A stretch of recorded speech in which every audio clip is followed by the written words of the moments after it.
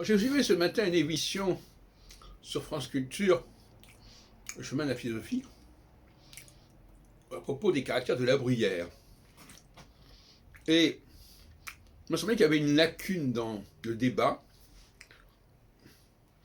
parce que on opposait d'un côté la nature, de l'autre côté l'étranger, la culture étrangère. Mais en réalité, il y a un troisième facteur qu'il faut considérer. C'est la culture de naissance. Ça n'a pas été, en une heure, ça n'a pas été dit une seule fois. C'est-à-dire que nous sommes marqués par notre langue maternelle, et ce n'est pas notre nature. Nous sommes marqués par le milieu dans lequel nous vivons, ce n'est pas notre nature. Et quand nous allons vers une autre langue et un autre milieu, il y a donc bien un choc.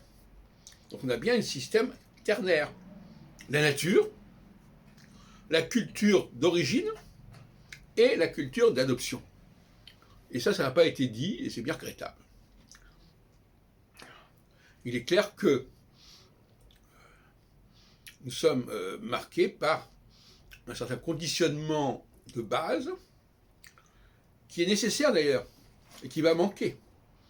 Parce que, vous savez que je travaille beaucoup sur le rapport entre l'oral et l'écrit, et on ne peut comprendre les textes écrits que si on a une pratique orale. Si je ne parle pas le français,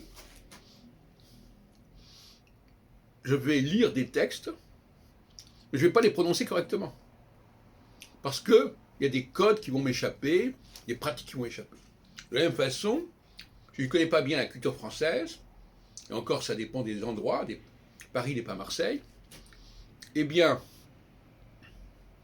j'aurais beau avoir lu le code civil, toutes les lois qu'on voudra, ça ne suffira pas, parce que le code civil n'est qu'une description très formelle de la réalité sociale, tout comme la langue, la grammaire est une description tout à fait formelle de la réalité du langage, et par conséquent,